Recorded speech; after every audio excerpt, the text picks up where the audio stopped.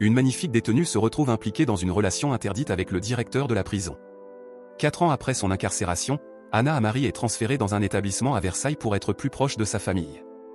Désorientée lors de son enregistrement, elle commence à retirer son chemisier mais est rapidement arrêtée par un agent, qui précise qu'il ne s'agit pas d'une fouille corporelle. Tandis qu'Anna est escortée jusqu'à sa cellule, les détenus remarquent sa beauté saisissante.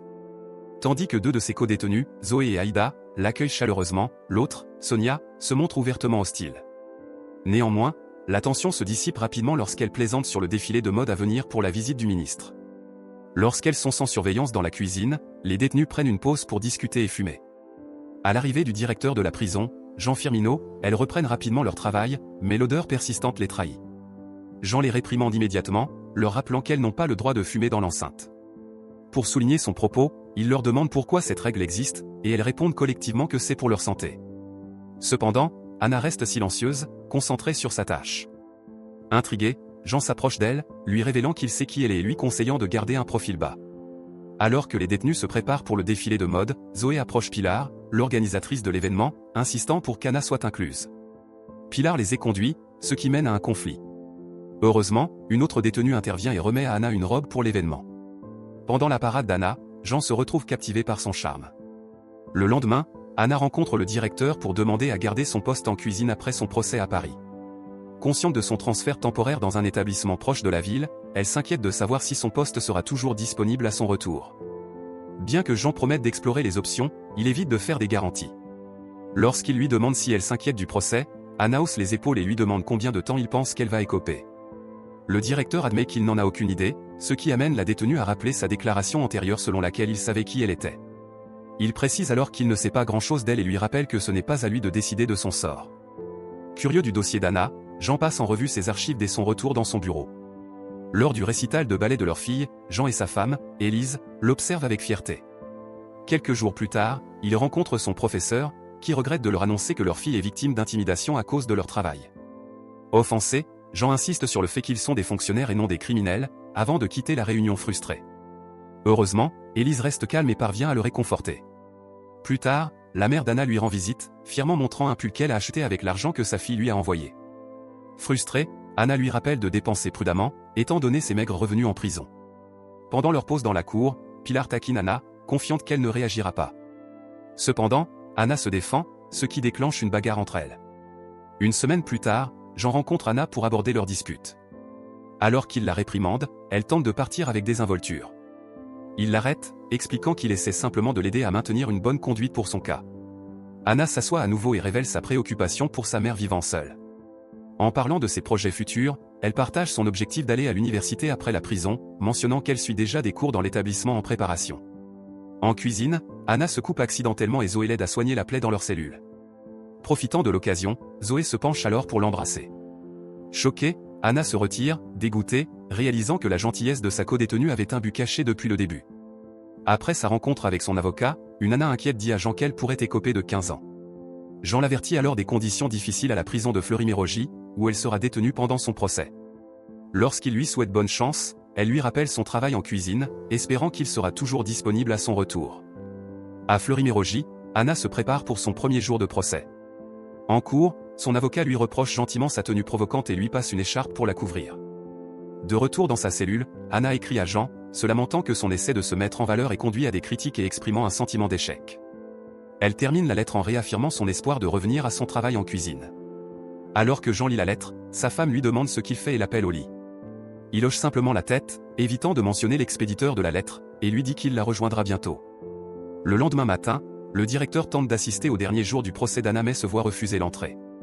Finalement, elle est condamnée à 9 ans. De retour à Versailles, Anna rencontre Jean, qui suggère de faire appel. Avec plus de 4 ans déjà purgés, un appel réussi pourrait réduire considérablement sa peine. Intriguée, Anna demande comment sa peine pourrait être réduite, Jean soulignant l'importance d'un bon comportement. Le poste en cuisine étant déjà occupé, Jean assigne Anna à l'entretien, mais lui propose également un rôle de bureau une fois par semaine. Ces tâches consistent à commander des produits proches de la date de péremption auprès d'un fournisseur que Jean a trouvé, à les vendre aux détenus à un prix relativement bas et à tenir l'inventaire. Alors qu'Anna travaille au bureau, Jean la visite et est impressionné par ses progrès. Cependant, un moment gênant survient lorsque leurs mains se frôlent brièvement, laissant Anna se demander s'il pourrait y avoir quelque chose de plus entre eux. Plus tard, lors d'un cours de littérature, les détenus discutent de Phèdre, la figure mythologique qui est tombée amoureuse de quelqu'un qu'elle ne devait pas. Alors que la conversation se tourne vers le thème de l'amour interdit, Anna écoute attentivement, ses pensées s'égarant vers le directeur. Dans la bibliothèque de la prison, Jean s'approche d'Anna alors qu'elle écrit et suppose que c'est pour son cours de littérature. Cependant, elle le corrige et dit qu'elle travaille sur autre chose. Sentant son malaise, il s'assoit pour lui demander ce qui ne va pas. D'un ton direct, Anna lui dit que le problème vient de lui. Elle quitte ensuite brusquement, laissant derrière elle ces notes qu'elle dit être pour lui. À leur insu, Pilar écoute également leur conversation. Jean lit ensuite la note et se rend compte qu'Anna a développé des sentiments pour lui. Cependant, elle reconnaît aussi l'inconvenance de ses émotions et demande un transfert dans une autre prison. Cette nuit-là, Jean reçoit un appel urgent et se précipite à l'établissement après qu'une détenue ait attaqué une codétenue. Le lendemain, Jean rend visite à Anna dans son bureau et reconnaît sa valeur pour l'établissement en raison de ses compétences. Soudain, il se penche pour l'embrasser. Bien qu'Anna résiste initialement, elle cède finalement, menant à un moment intime où elle admet qu'elle ne veut pas vraiment partir. Un jour, le directeur entre dans le bureau et voit Anna habillée, ayant décoré les murs avec des dessins imaginant une vie avec lui. Ils font ensuite l'amour. Cependant, il s'avère que c'était un rêve. Jean convoque plus tard Anna pour une autre réunion et, avec regret, admet que leurs actions étaient mauvaises. Il ajoute qu'il est maintenant prêt à accepter sa demande de transfert. Cela bouleverse Anna, qui se sent trahie après avoir été conduite à croire que leurs sentiments étaient réciproques. Lors d'un cours de peinture dirigé par la femme de Jean, Élise, Anna se porte volontaire comme modèle. Sachant que le directeur la regarde, elle se déshabille délibérément, profitant du moment pour le taquiner. Alors que Jean cuisine, Élise entre soudainement dans la cuisine nue. Elle remarque qu'il ne pouvait pas détacher ses yeux d'Anna pendant le cours de peinture, mais Jean écarte cela alors qu'ils font l'amour. Incapable de dormir, Anna se glisse dans le lit de Zoé pour du réconfort, cherchant du soutien après le rejet apparent du directeur. Après les actions de Pilar, Jean l'informe qu'elle restera en isolement jusqu'à son transfert. Défiante, Pilar menace de révéler sa liaison avec Anna, mais le directeur reste implacable. Jean trouve plus tard Anna en train de se faire couper les cheveux au lieu de travailler et la réprimande. Elle rétorque qu'elle se transfère de toute façon, mais il révèle qu'elle reste et lui ordonne de retourner au bureau. Au bureau, Jean et Anna se réconcilient, et il continue de lui couper les cheveux. Lorsque la conversation tourne sur sa vie personnelle, Anna admet savoir qu'il est marié et lui demande s'il a des enfants. Le directeur refuse de répondre, mais la détenue ne pousse pas. Néanmoins, elle se lamente sur les difficultés d'imaginer qu'il rentre chez lui auprès de sa famille. Rendant l'appareil, Anna coupe les cheveux de Jean, moment pendant lequel il lui révèle que son transfert a été refusé par l'autre établissement. Doutant de lui, elle le menace avec les ciseaux, exigeant la vérité. Jean dissipe rapidement la tension et après avoir admis que c'était sa décision, ils partagent un moment intime. Chez eux, Élise complimente Jean pour sa coupe de cheveux tandis qu'il regarde une émission télévisée avec Anna et Zoé. Dans l'émission, Anna admet aimer quelqu'un, mais doute de l'avenir de leur relation après sa libération. Au bureau, Jean et Anna partagent un autre après-midi passionné. Après, Anna commence à citer Phèdre en faisant allusion à leur relation interdite. Leur moment est cependant interrompu lorsque la secrétaire de Jean entre pour lui rappeler une réunion à venir. Lors de la réunion, les officiers expriment des inquiétudes concernant la hausse des commandes des détenus, mais Jean minimise cela, l'attribuant à des prix plus bas. Ils remettent également en question le temps qu'il passe avec Anna, mais le directeur rejette cela comme des commérages, notant qu'elle ne travaille au bureau qu'une fois par semaine. Lors d'une visite, la mère d'Anna soupçonne qu'elle cache une relation secrète et lui conseille d'y mettre fin. Cela pousse Anna à éclater, accusant sa mère de ne jamais la comprendre et de ne jamais être vraiment là pour elle. Se sentant coupable, Anna écoute plus tard un enregistrement de sa mère chantant en se couchant. Jean arrive peu après pour la rejoindre alors qu'elle réfléchit à toute la douleur qu'elle a causée à sa mère. Après qu'Anna parle de sa récente dispute avec sa mère, Jean la rassure en disant qu'il est normal qu'un parent soit préoccupé. Elle admet alors qu'elle n'a jamais été aussi heureuse et ils finissent par faire l'amour. Plus tard, Jean commence à enregistrer Anna sur son téléphone comme souvenir. À son grand regret, elle sort son propre téléphone, ce qui constitue une violation des règles de la prison. Pour le calmer, elle écrit son numéro sur sa main et propose de se débarrasser du téléphone. Bien que Jean ne le confisque pas, sa déception est évidente. Alors qu'il se prépare à partir, il explique qu'il sera absent un moment pour passer du temps avec sa famille. Se sentant négligée, Anna lui donne une gifle. Pendant que la femme et la fille de Jean planifient leurs vacances, il envoie plusieurs messages à Anna, suppliant pour une réponse. Perdu dans ses pensées, il ne remarque pas que sa fille pose une question. Lorsqu'Élise le ramène à la réalité, il répond précipitamment mais mentionne accidentellement le nom d'Anna. Ignoré par Anna, Jean élabore un plan. Faisant semblant d'avoir besoin de nettoyer son bureau, il demande à sa secrétaire d'appeler quelqu'un de la maintenance, demandant Anna en passant.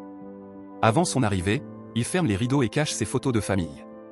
Lorsqu'Anna entre, elle reproche à Jean de la traiter comme un objet, lui rappelant qu'il est tout ce qu'elle a. En fouillant dans ses affaires, elle trouve son arme et la prend en main. Après l'avoir brièvement pointée sur Jean et sur elle-même, elle finit par la lui rendre. Sortant, elle avoue qu'il y a des moments où elle veut en finir, ce qui pousse le directeur à faire de son mieux pour la réconforter. Pendant ses vacances avec sa famille, Jean ne peut s'empêcher de penser à Anna. Pendant ce temps, Anna et ses co-détenus organisent une fête dans leur cellule. Plus tard, le directeur reçoit des photos et vidéos provocantes de sa maîtresse secrète prise lors de la fête.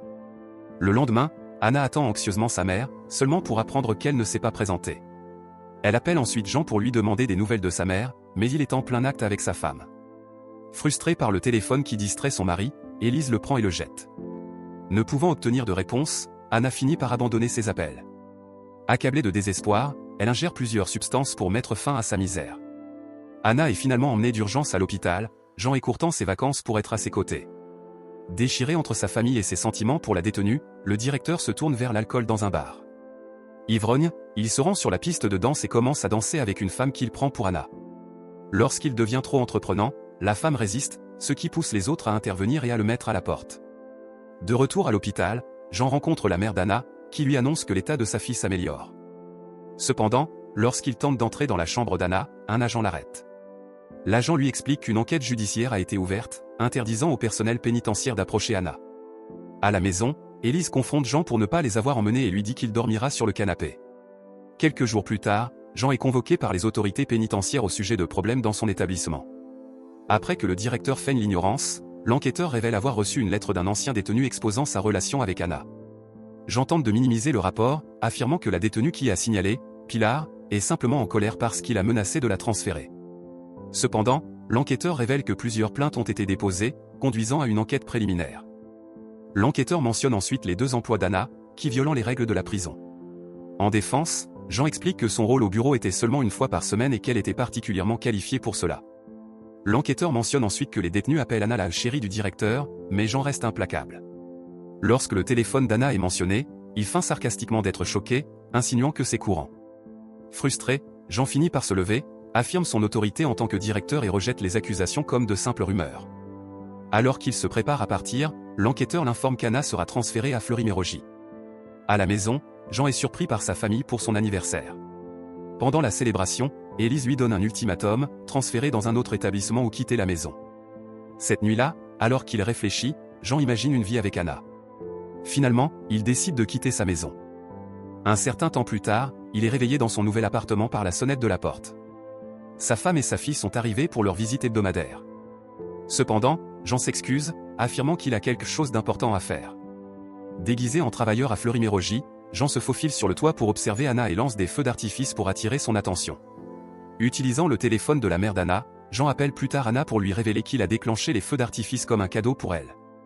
Il explique qu'il souhaite garder leur relation discrète, il ne sera donc pas présent à son audience d'appel. Il ajoute qu'il a pris une autre pause de son travail pour éclaircir ses idées. Jean rassure à Anna qu'ils se verront bientôt, surtout si elle obtient un congé après son appel.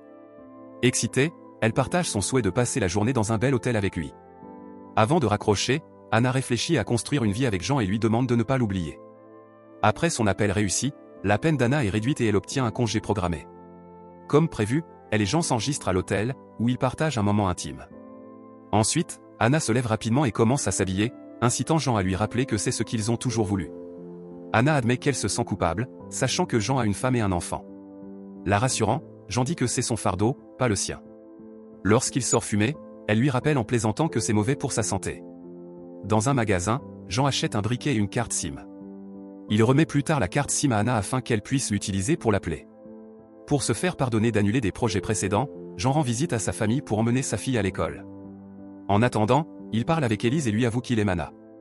Blessée par sa trahison, Élise avertit qu'Anna l'oubliera une fois libre.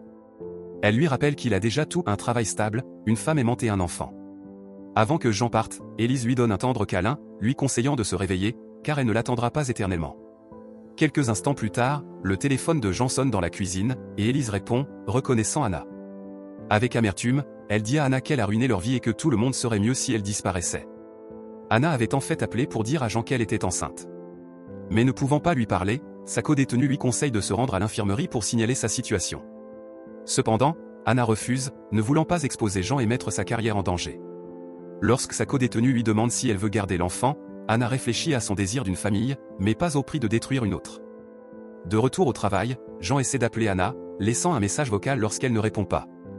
Quelques instants plus tard, à sa grande surprise, la police arrive pour l'arrêter. Lors d'une fouille corporelle, Jean aperçoit Anna escortée par la police. Plus tard, un agent lui montre les journaux de ses appels à Anna et les images de vidéosurveillance où il achète la carte SIM pour elle. Lorsque Jean reste silencieux, l'agent l'encourage à dire la vérité pour sauver son travail, affirmant qu'Anna ne l'a manipulé que. Elle lui assure que confesser ne mènera qu'à un avertissement qui restera confidentiel. Offensé par l'accusation de manipulation, Jean insiste fermement sur le fait que l'agent ne comprend rien de sa relation avec Anna.